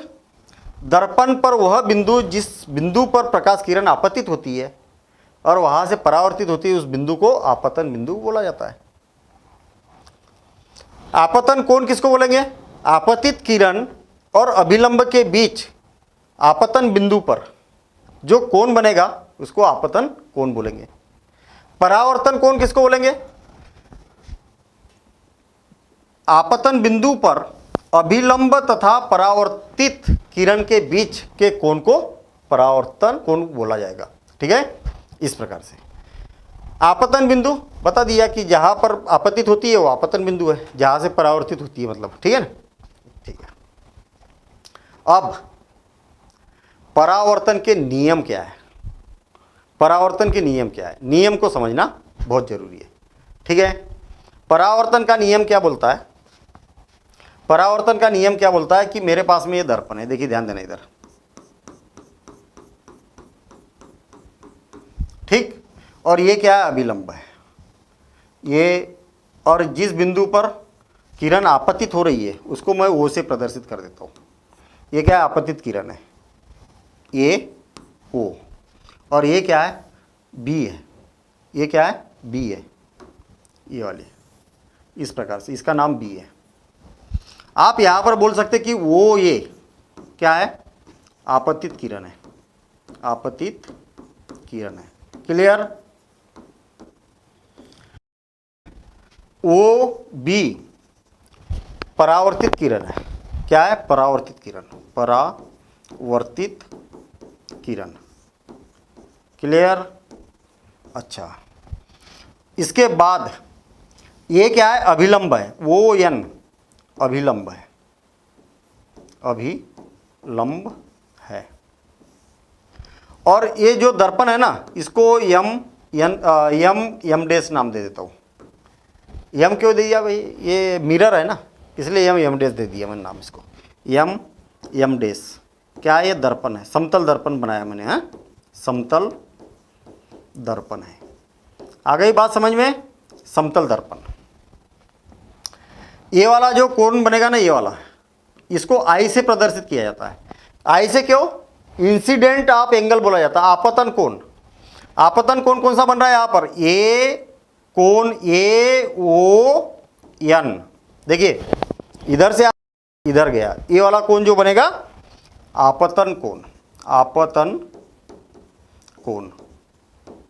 अच्छा, ये वाला कोण कौन सा बनेगा? ये वाला, इसको आर से प्रदर्शित किया जाता है। एंगल ऑफ रिफ्लेक्शन बोलते हैं इसको। क्या बोलेंगे? कोण ये वाला बताओ, N O B, N O B, यानी कि ये क्या? परावर्तक कोण, परावर्तन कोण। नियम क्या बोलता है? आपतन कोण और परावर्तन कोण जो होता है ना, वो हमेशा बराबर होता है। ये महत्वपूर्ण बात। कभी भी आपतन कोण और परावर्तन कोण क्या रहेगा, सदैव बराबर रहेगा। नियम क्या बोलता है, देखिए परावर्तन के नियम क्या बोलता है। पहला नियम, दर्पण में आपतन बिंदु पर आपतित किरण, परावर्तित किरण और अभिलंब एक ही ओर होते हैं। अरे इधर की ओर कुछ नहीं है। आपतित किरण, परावर्तित किरण और अभिलंब ये क्या होते हैं, एक ही तरफ होते हैं, एक ही दर्पण के एक ही ओर होते हैं, ऐसा बोल सकते हैं आप। और आपतन कोण और परावर्तन कोण क्या होता है, बराबर होता है। आप इतनी बात लिख लीजिए। फिर अभी हम नियम देख रहे हैं। यहाँ पर नियम क्या है, वीडियो को रोक के नोट करिए। और आप यहाँ पर बोल सकते कि आपतित किरण, परावर्तित किरण तथा अभिलंब एक ही तल में होते हैं, मतलब दर्पण के एक ही तरफ होते ना। अरे दर्पण के एक ही तो तरफ है सब। और दूसरा नियम क्या बोलता है, आपतन कोण, परावर्तन कोण हमेशा बराबर होते हैं। कोण आर और कोण आई हमेशा बराबर होते हैं। इसको अपन सिद्ध भी करेंगे प्रयोग द्वारा सिद्ध करेंगे। अभी प्रयोग कराऊंगा मैं, वहाँ पर आपको क्लियर दिखेगा कि ये वास्तव में बना के दिखाऊंगा मैं, कि आपको दिखेगा कि हाँ यार बराबर है, ये माप के दिखाऊंगा मैं, ठीक है ना। तो प्रयोग देखना। अब इसके बाद में प्रकाश का परिवर्तन समझने के लिए हमारे पास में सामान देखिए क्या क्या सामान है। सबसे पहले तो मेरे पास में एक प्लाई का टुकड़ा था, तो प्लाई का टुकड़ा है यहाँ पर। और प्लाई के टुकड़े में मुझे क्या है, इस प्रकार से पिन लगाना था। जो पिन नहीं लग रही थी तो मैंने इसके ऊपर थर्माकोल लगा दिया, ठीक है ना। तो आप भी इस प्रकार से लगा सकते हो। केवल थर्माकोल इसलिए लगाया है कि थर्माकोल लगाने से क्या होगा कि मैं जो ये पिन है, इस प्रकार से पिन वगैरह इसमें लगा पाऊँगा। इसके बाद में मेरे पास में एक ब्लैंक पेपर है, कोरा कागज़ है, ठीक है। अच्छा, इसके बाद में प्रकाश का परावर्तन हम समतल दर्पण द्वारा समझेंगे। तो हमारे पास में इस प्रकार से समतल दर्पण को मैं यहाँ पर इस प्रकार से रख सकता हूँ, ठीक है। तो उसके लिए इस प्रकार से स्टैंड बनाया हुआ है। मैं अभी यहाँ पर समतल दर्पण को रख देता हूँ। और उसके बाद में हमारे पास में जो एक कोण है, कोण को मापने के लिए डी है, ठीक है। आप छोटे डी का भी उपयोग कर सकते हो। ये प्रैक्टिकल आप घर में बना के देख सकते हो। एक स्केल की ज़रूरत होगी, यहाँ पर एक स्केल की ज़रूरत है और पेंसिल की ज़रूरत है। इसके अलावा मेरे पास में और कुछ पिनें हैं। इस 3-4 पिनों की हमें 4 पिनों की कम से कम इसमें आवश्यकता होगी। तो अब ये प्रैक्टिकल स्टार्ट करते हैं और देखते हैं कि किस प्रकार से हम यहाँ पर प्रकाश का परिवर्तन को समझ। सबसे पहले हमारे पास में ये जो पेज है, मैं पेज को इसमें इस प्रकार से रख देता हूँ। और पेज को रखने के बाद में पिन से इसको फिक्स कर देता हूँ। देखिए हम क्या कर रहे हैं, यहाँ से चारों कोने में पिन लगा रहे हैं ताकि ये पेज हिले नहीं। तो उसके लिए हम यहाँ पर इस प्रकार से पिन लगा रहे हैं, फिक्स कर रहा हूँ मैं, ठीक है। और एक पिन चाहिए मुझे, और ये पिन मिल गई। ये यहाँ पर मैंने इस पिन को भी लगा दिया, ठीक। अब स्केल की सहायता से हम क्या करेंगे, एक सीधी यहाँ पर लाइन खींचेंगे। तो स्केल की सहायता से और पेंसिल की हेल्प लेना है हमें। तो पेंसिल की सहायता से हम क्या करेंगे, यहाँ पर इस प्रकार से एक लाइन खींच देंगे। अभी यहाँ पर आप देख सकते हैं कि हमने क्या किया है, जो पेपर हमने वहाँ पर लगाया था इसमें बोर्ड में, तो उसमें स्केल की सहायता से मैंने यहाँ पर स्केल की सहायता से एक सरल रेखा खींच दी। और उस सरल रेखा पर एक बिंदु लिया हमने यहाँ पर, और इस बिंदु को बोला जाता है आपतन बिंदु, है ना। वो जैसे कि हमने अभी थ्योरी में पढ़ा था, तो इसको क्या बोला जाता है, आपतन बिंदु। मान लिया जाए कि ये क्या है, पी है, ठीक है। अच्छा, यहाँ पर इस बिंदु पी पर हमें क्या करना है, एक लंब डालना है। अब लंब कैसे डालेंगे, तो आप तो एक तो डी से भी डाल सकते हैं, ठीक है। जो चांदा होता है, चांदे से भी लंब डाल सकते हैं। मेरे पास में देखेंगे कि इस प्रकार से ये चांदा है, तो 90 डिग्री का हम कोण बना सकते हैं। और या तो फिर इसकी भी हेल्प, 90 अंश का कोण बनाना है तो ये दोनों में से किसी की भी हेल्प ले सकते हैं, क्योंकि ये 90 अंश का कोण होता है। ये इसमें क्या है, ये 90 अंश का कोण होता है, और इसमें भी ये 90 अंश का कोण होता है। तो आप दोनों में से किसी का भी यूज़ यहाँ पर कर सकते हैं। जो ये लंब डाला है यहाँ से, ये 90 अंश का कोण है इस सरल रेखा पर। और यहाँ से हमने क्या किया, चांदे की सहायता से 40 डिग्री का कोण बना दिया। देखिए ये जो है, ये यहाँ पर क्या है, 40 डिग्री का इस प्रकार से कोण बना दिया, ठीक है। तो 40 डिग्री का जो कोण बनाया, किसकी हेल्प से बनाया हमने, चांदे की सहायता से। हमने डी की सहायता से इससे 40 डिग्री का कोण बना दिया। अब यहाँ पर हम ये देखना चाह रहे हैं कि आपतन कोण और परावर्तन कोण किस प्रकार से हम यहाँ पर प्रयोग द्वारा देख सकते हैं। देखेंगे कि हमें यहाँ पर ये पता चल गया कि ये कितने 40 डिग्री का कोण है, ठीक है। और प्रकाश किरण यहाँ से आपतित हो रही है और यहाँ से आपतित होने के बाद में परावर्तन के पश्चात हमें मालूम है कि यहाँ पर दर्पण है, दर्पण से परावर्तित होकर इधर से समान अभिलंब से समान कोण बनाते हुए परावर्तित होने वाली है। तो मेरे पास में ये पिने हैं, तो इन पिनों का उपयोग करेंगे हम। देखिए इसमें से मैं एक पिन निकाल रहा हूँ और इसको क्या करना है, हमें इस पिनों को ये यहाँ पर लगाना है। इस प्रकार से एक पिन लगा दी मैंने और इसी प्रकार से 2 पिन लगा दी, ठीक है। 2 पिन सफिशिएंट है, आप चाहो तो 3 पिन लगाओ, कोई दिक्कत नहीं है, ठीक है। तो 2 पिन सफिशिएंट है और 2 पिन लगाने के बाद में मैं इसमें से और 2 पिनें निकाल लेता हूँ और फिर उसके बाद में हम ये प्रैक्टिकल स्टार्ट करेंगे। देखिए पहले तो कॉन्सेप्ट समझ ले हम। ये क्या है, दर्पण है, समतल दर्पण है। यहाँ पर मैंने अभिलंब बनाया, मतलब इस रेखा से दर्पण से मैंने क्या किया, इसको लंबवत क्या किया, एक 90 अंश का यहाँ पर कोण बनाया। इसके बाद में चांदी की सहायता से मैंने ये 40 डिग्री का यहाँ पर कोण बना दिया। ये 40 डिग्री का हमें कोण दिखाई दे रहा। हमने इस रेखा पर 2 पिनें इस प्रकार से लगा दी। अब हमें यहाँ पर ये पता चल रहा कि जो प्रकाश किरण है, प्रकाश किरण दर्पण में हमें दिखाई दे रही है। देखेंगे आप, ये दर्पण में दिखाई भी दे रही है हमें। तो इसका मतलब ये प्रकाश किरण क्या है, यहाँ से आपतित हो रही है। और परावर्तन के पश्चात आपतन कोण, ये वाला 40 डिग्री का कोण है, परावर्तन कोण भी इतना ही होता है, हम यहाँ पर समझना चाह रहे हैं। अब आप यहाँ पर देख सकते हैं कि मैं इसको इस एंगल से देख रहा हूँ, ठीक है, इस एंगल से देख रहा हूँ। और ये पिने क्या है, एक लाइन में जब दिखने लगेगी तो इस लाइन में हम क्या करेंगे, 3rd पिन लगा देंगे। देखेंगे जब ये पिने जब एग्जैक्ट एक ही लाइन में दिखने लगेगी तो हम क्या करेंगे, यहाँ पर इस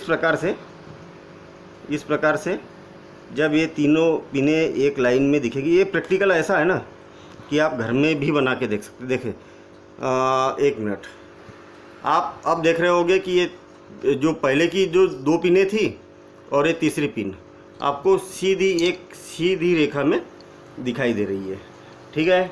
अब इसी प्रकार से मैं चौथी भी पिन ले रहा हूँ। चौथी पिन लेने से क्या है, अपनी थोड़ी एक्यूरेसी बढ़ जाएगी और चारों पिनें जब एक सीधी रेखा में आएगी तो इस प्रकार से हम क्या करेंगे, इस प्रकार से चारों को मिलाते हुए इस प्रकार से हम क्या करेंगे, ये यहाँ से देख सकते हैं आप। यहाँ से आप देखेंगे कि ये जो चारों की चारों पिनें हैं ना, आपको एक ही पिन दिख रही होगी, है ना।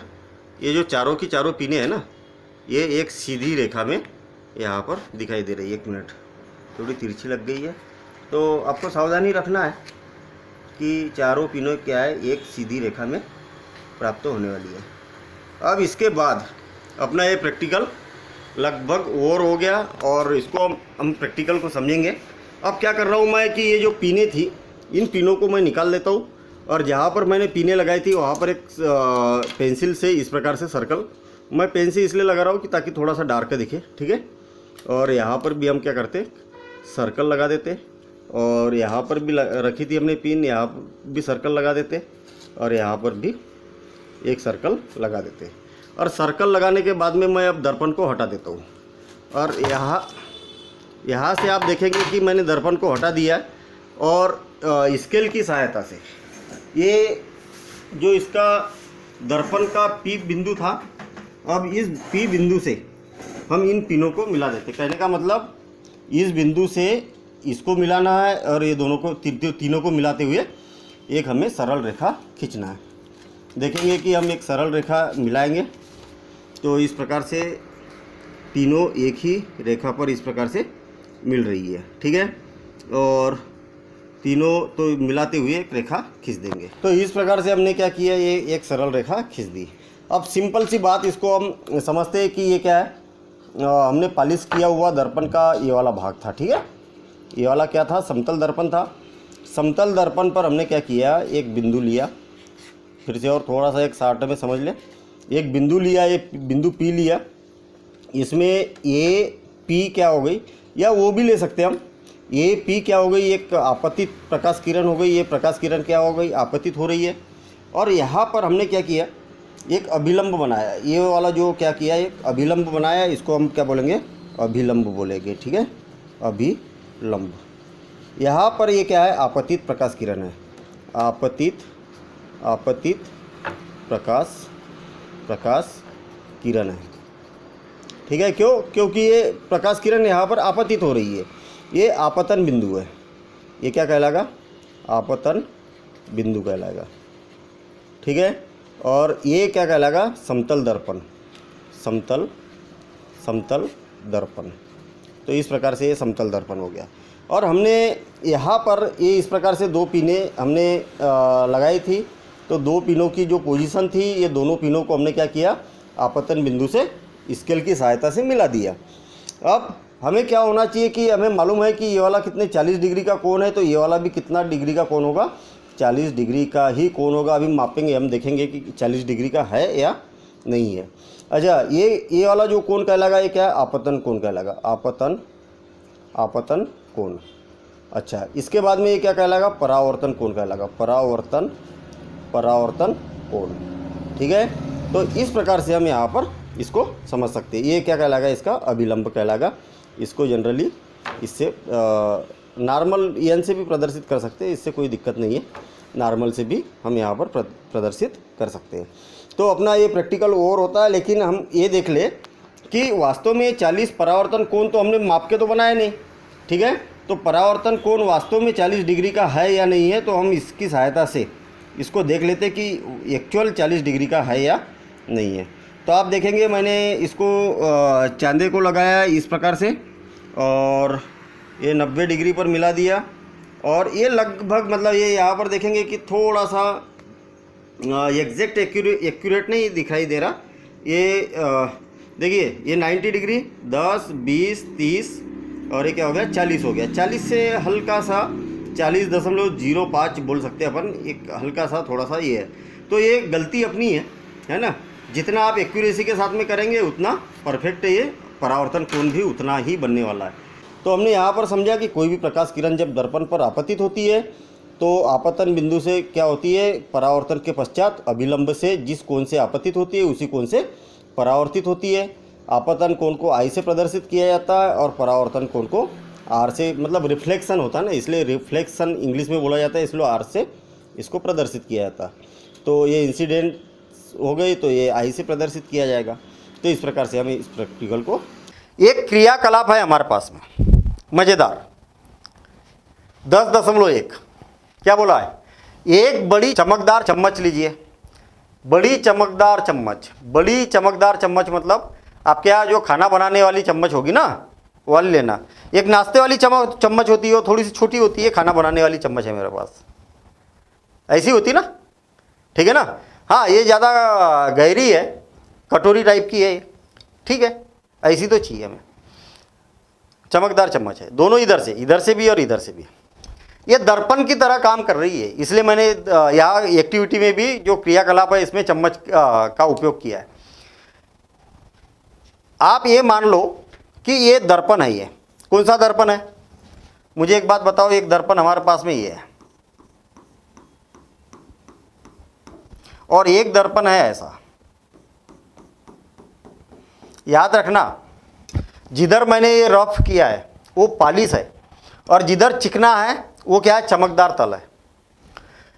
मान लो कि ये कांच का था, ऐसा मान लेता हूँ मैं थोड़ी देर के लिए, और मैंने क्या किया, इधर से पॉलिश कर दिया, तो ये कौन सा दर्पण हुआ बताओ, ये ऐसा हुआ ना। इसको कौन सा दर्पण बोलते हैं, अभी मैंने इसका तरीका बताया था याद रखने का। कौन सा दर्पण बोलते हैं, उठा हुआ कौन सा है, चमकदार वाला उठा हुआ कौन सा, ये वाला। अरे उठा हुआ ये है इसलिए उत्तल बोल दो ना इसको, उत्तल दर्पण। और ये दबा हुआ है इसलिए इसको अवतल बोल दो, अवतल। बस, ये कौन सा दर्पण बन गया, अवतल इधर से, और इधर से कौन सा बन गया, उत्तल, उत्तल दर्पण।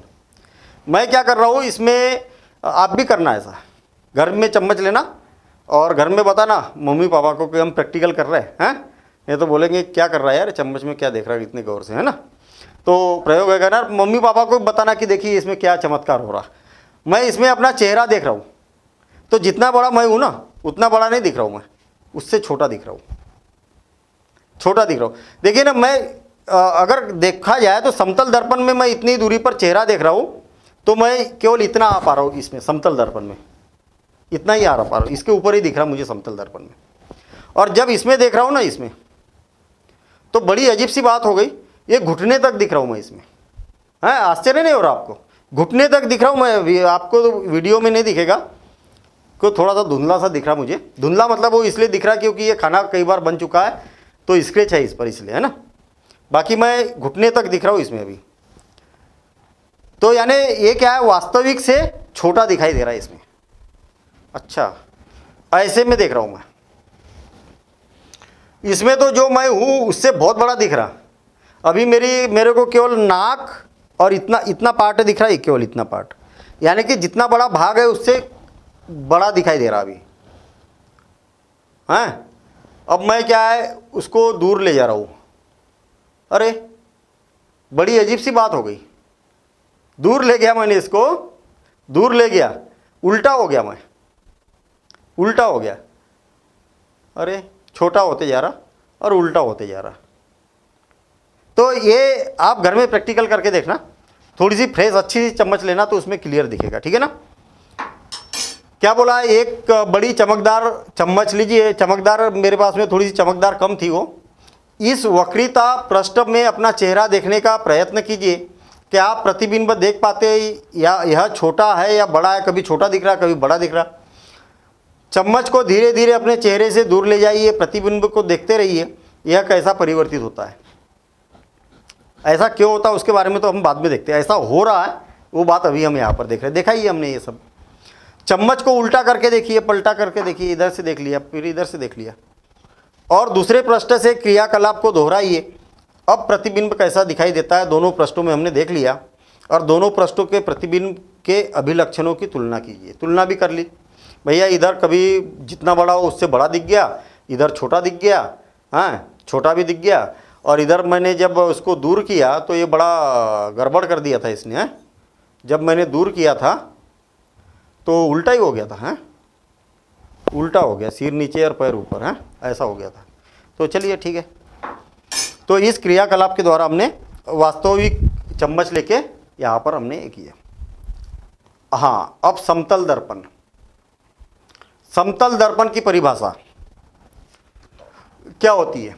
दर्पण जिसका परावर्तक पृष्ठ समतल हो समतल दर्पण कहलाता है। ये वाला दर्पण क्या कहलाता है? समतल दर्पण। परावर्तक पृष्ठ कैसा होना चाहिए? समतल होना चाहिए। क्लियर? तो हेडिंग डालो समतल दर्पण। इससे पहले क्या नोट किया आपने? क्रियाकलाप को नोट करने की जरूरत नहीं है, परावर्तन के नियम नोट कर लो। और ये सभी दर्पण के लिए होते हैं ये नियम। ये गोलीय दर्पण जो रहेंगे ना, उत्तल दर्पण और अवतल दर्पण, उसके लिए भी यही नियम लगेंगे दोनों, ठीक। और समतल दर्पण के लिए भी यही नियम लगेंगे, ये नोट कर लो आप। अगला, इसको नोट करने की जरूरत नहीं थी क्रियाकलाप को। समतल दर्पण। समतल दर्पण की परिभाषा लिखो इसकी, जिसमें हम रोज आईना देखते हैं, ठीक है। अब समतल दर्पण का उपयोग बताओ जरा, कहाँ का उपयोग करते हैं इसका? कहाँ का उपयोग करते हैं समतल दर्पण का? अरे सबसे बड़ा उपयोग तो हम रोज अपना चेहरा देखने के लिए घर में यूज करते हैं, हैं? और कहाँ करते हैं इसका उपयोग? ब्यूटी पार्लर वगैरह पर भी किया जाता है इसका उपयोग, और सैलून की जहाँ कटिंग वगैरह करते हैं हम, वहाँ पर भी इसका उपयोग किया जाता है, ठीक है। सामान्यतः इसका किया जाता है, लेकिन जब अगर आपको अच्छी सैलून की दुकान मिलेगी वहाँ पर दूसरे प्रकार का दर्पण होता है, अभी बताऊंगा मैं, हैं। लेकिन सामान्यतः सैलून की दुकान पर भी इसका उपयोग किया जाता है। और आपके मन में अगर कोई है तो लिख सकते हैं इसके कई सारे उपयोग, नोट कर लो आप इसको, हैं। ये मैंने अभी बताया था समतल दर्पण के गुण। समतल दर्पण के गुण, समतल दर्पण के गुण देखने के लिए मैं इसको और एक बार वीडियो को प्ले कर रहा हूं, और इस आधार पर हम इसके गुण देखेंगे। देखना, इस आधार पर गुण देखेंगे। देखना, आपको जो समतल दर्पण देखे ना, इसने हाथ पकड़ा है तो बंदर ने भी, अंदर वाला जो बंदर है, इसने जैसे समतल दर्पण को हाथ लगाया तो उसको ऐसा लग रहा है कि पीछे वाले भी, उसने हमसे हाथ मिला लिया, ऐसा लग रहा है ना। इसकी एक विशेषता होती है। क्या विशेषता होती है? पहली विशेषता तो यहाँ पर ये दिखाई दे रही, हाँ, जितनी बड़ी वस्तु है प्रतिबिंब वस्तु के बराबर बन रहा।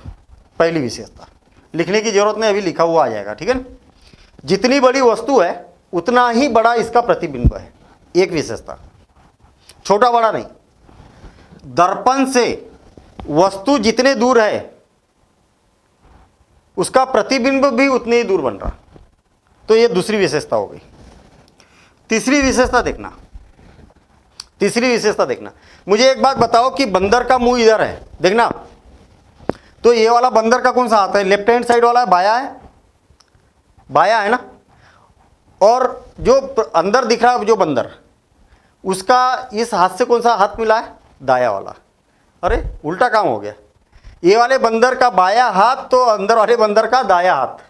अगर कुल मिला के मैं अगर इसके चेहरे पर, इसमें मैं अपना चेहरा देखता हूँ तो मेरा इधर वाला कान इधर की ओर दिखेगा, इधर वाला कान इधर की ओर दिखेगा, ये ऐसा है, इधर दिखेगा। तो ये पार्श्व होता है। कैसा होता है? पार्श्व। ये क्या होता है? पार्श्व होता है। पार्श्व, पार्श्व का मतलब होता है फ्लिप कर देना, है ना। यही कारण होता है कि आपने देखा जो एम्बुलेंस होते ना, एम्बुलेंस पर एम्बुलेंस कैसा लिखा रहता है? उल्टा लिखा रहता है। देखिए, आपको दिख रहा है क्या मैंने क्या लिखा है? एम्बुलेंस, पढ़िए जरा इसको, एम्बुलेंस लिखा है लेकिन उल्टा लिखा। क्यों उल्टा दिख रहा है आपको? एम्बुलेंस लिखा हुआ। अच्छा, उल्टा क्यों होता है? ताकि जो सामने गाड़ी चल रही है ना, वो अगर अपने आईने में देखेगा तो उसको सीधा दिखेगा। मैं इस एम्बुलेंस को आपको दिखाता हूँ आईने में। मेरे ख्याल से सबने देखा ही होगा, लेकिन चलिए ठीक है। हाँ, अरे आईना लगा दिया तो मेरे ख्याल से आईने में दिख रहा है कि आपको एम्बुलेंस लिखा। क्यों? आईने में कैमरा दिख रहा होगा। अरे वो क्या है, हाँ अब दिखेगा एम्बुलेंस लिखा हुआ, देख रहे हैं। तो अब क्या एम्बुलेंस कैसा दिख रहा है आपको? सीधा दिखाई दे रहा। तो जब सामने वाली गाड़ी देखती है अच्छा एम्बुलेंस आ रही है तो उसको जगह दे देती, क्योंकि एम्बुलेंस में क्या है, बीमार व्यक्ति होते हैं, हॉस्पिटल के रास्ते में होते हैं, तो उनको साइड मिल जाना चाहिए, इसलिए ऐसा कर दिया जाता है, ठीक है ना। तो इसकी विशेषताएं देखिए आप, इसकी विशेषताएं देखिए। इसको हटा देता हूँ, इसके नीचे छुपा के रखिए मैंने विशेषता है। ये देखिए, प्रतिबिंब हमेशा सीधा रहता है। बिल्कुल सही है, सीधा दिखाई दे रहा भैया। जैसा बंदर खड़ा था तो वैसे ही प्रतिबिंब भी दिखाई दिया। यह आभासी होता है, ये बड़ी महत्वपूर्ण बात है, आभासी। आपने देखा बंदर उसके पीछे से झुक के देख रहा था कि पीछे बंदर है क्या? था क्या अंदर बंदर? नहीं था। मतलब उसको सिर्फ आभास हो रहा उसका। कहने का मतलब आभासी क्यों बोल रहे हैं इसको? दर्पण के पीछे बन रहा है, ये यहाँ पर बन रहा। यहाँ पर है क्या मेरा चित्र? नहीं है। कहने का मतलब इसको पर्दे पर प्राप्त नहीं किया जा सकता। पर्दे पर मिल सकता क्या? मैं अगर पर्दे पर अगर इसको दिखाना चाहूँ कहीं पर समतल दर्पण वाला फोटो तो नहीं दिख सकता है। तो पीछे की ओर जो भी बनेंगे ना वो सारे आभासी बनेंगे, ठीक है ना। दर्पण में पीछे की ओर जो बनेंगे वो आभासी बनेंगे, क्योंकि उसको पर्दे पर प्राप्त नहीं किया जा सकता। और जो सामने बनेंगे वो वास्तविक रहेंगे। बस ये याद रखना बात, ये जीवन भर याद रखने वाली बात बता रहा हूँ मैं। दर्पण के पीछे जो भी बन रहे वो काल्पनिक है, आभासी है, सिर्फ आभास हो रहा, उसको पर्दे पर प्राप्त नहीं कर सकते। सामने जो बनेगा वो वास्तविक रहेगा, ठीक है। अब देखना, इसका आकार वस्तु के आकार के समान होता है, ये भी देख लिया हमने अभी। इसकी दर्पण से दूरी वस्तु की दर्पण से दूरी के बराबर होती है। यह पार्श्व परिवर्तित होता है ना, उल्टा, लेफ्ट का राइट, राइट का लेफ्ट। एम्बुलेंस की गाड़ी पर उल्टा लिखा होता है ताकि उससे आगे चलने वाली गाड़ी का ड्राइवर को जब ये साइड देने वाले दर्पण में दिखाई दे तो वह इसको पढ़ सके और उसको जल्दी से आगे जाने का मौका दे सके। तो ये बात नोट कर लो, महत्वपूर्ण है और ये एग्जाम में पूछी भी जाती है और ये बातें हमें पहले से मालूम भी है। तो दर्पण वाली बात क्लियर हो गई, समतल दर्पण वाली। अब देखते हैं हम गोलीय दर्पण। आपके नोट्स बनते जा रहे हैं ना, बराबर नोट करते जा रहा है और वही नोट्स रहेंगे। और जो ऐप में आप देख पा रहे होगे, तो ऐप में देखेंगे, आप डाउनलोड करेंगे तो वहाँ पर आपको सारे नोट्स पूरे चैप्टर वाइज, टॉपिक वाइज पूरे नोट्स मिल रहे हैं। वस्तुनिष्ठ प्रश्न है, भंडार है वहाँ पर, ठीक है ना, भंडार बोल सकते हैं अपन। कई वस्तुनिष्ठ प्रश्न है, बहुत अच्छे से प्रैक्टिस भी कर सकते हैं आप। और साथ ही साथ में महत्वपूर्ण क्वेश्चन की लिस्ट बकायदा है और विथ सॉल्यूशन। वस्तुनिष्ठ प्रश्न है, अध्याय का सारांश है, सब कुछ वहाँ पर आपको उपलब्ध है, आप वहाँ से इसको देख सकते हैं, ठीक है। गोलीय दर्पण क्या होता है, अब इसके बारे में हम यहाँ समझते हैं।